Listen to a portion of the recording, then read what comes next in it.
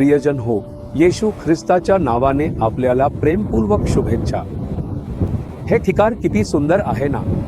हे समुद्र किनाऱ्याजवळचं एक सुंदर ठिकाण आहे। मी तुम्हाला आधीच संत फ्रान्सिस झेवियर बद्दल सांगितलं आहे। ज्या गुहेत ते राहिले त्या गुहेवर एक सुंदर क्रूस उभारले आहे। तुम्ही इथे भेट देऊ शकता आणि छान प्रार्थना करू शकता। हे एक अद्भुत आणि सुखद ठिकाण आहे। आजही परमेश्वराने मला तुमच्यासाठी एक वचन दिलं आहे। तुम्ही विचार करता का ते कोणतं वचन आहे? नीतिसूत्रे अध्याय 26 वचन 2 या वचनाकडे वळा। विनाकारण दिलेला शाप कोणावरही येत नाही। शाप खूप लोक म्हणतात, अमुक व्यक्तीने मला शाप दिला आहे म्हणून ते मनात ओझं बाळगतात। ते म्हणतात, माझ्या सासूबाईंनी, सूनबाईंनी किंवा अगदी माझ्या आईवडिलांनी मला शाप दिला आहे। त्यांनी असं म्हटलं की मी तसा किंवा असा होईल, त्यामुळे माझ्या मनात खूप त्रास आहे।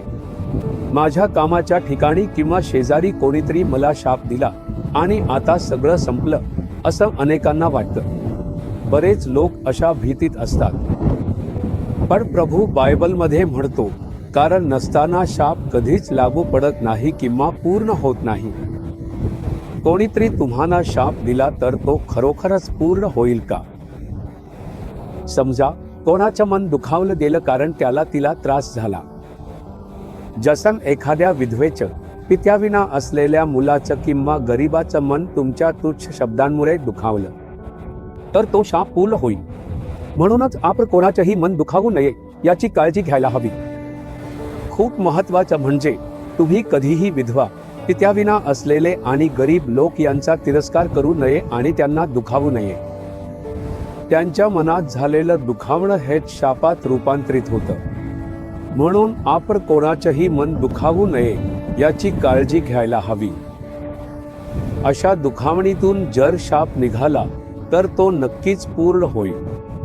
अन्यथा कोणीतरी मत्सराने किंवा अशाच काही कारणाने आपल्यावर शाप दिला असेल तर त्याची भीती बाळगू नका। आपण काही चुकीचं केलं आणि त्यामुळे शाप आला असला तरीही, किंवा आपल्या पूर्वजांच्या पापांमुळे एखाद्या कुटुंबाने आपल्याला शाप दिला असेल आणि तो शाप आपल्या मागे लागला असेल तरी काळजी करू नका। गलतीक्रांत 3 वचन 13 मध्ये लिहिलं आहे, येशू ख्रिस्त आपल्याबद्दल शाप झाला। प्रभू येशू ख्रिस्ताने केवळ आपल्या सर्व भयानक पापांचा आणि जीवघेण्या आजारांचा संपूर्ण भार त्या क्रूसावर स्वतःवर केवळ घेतला नाही, तर त्याने आपल्या वाट्याला आलेला तो भयंकर शापही स्वतःवर घेतला आहे। कोणताही शाप, मग तो इतर कोणत्याही सामान्य माणसांकडून आलेला असो किंवा आपल्या स्वतःच्या केलेल्या पापांमुळे आपल्यावर ओढवलेला असो, येशूच्या रक्तात कोणताही शाप बदलण्याची सामर्थ्य आहे। कारण येशूने आपल्यासाठी क्रूसावर शाप घेतला। त्याच्या डोक्यावर काट्यांचा मुकुट घातला गेला। काटे म्हणजे शापाचे प्रतीक आहे।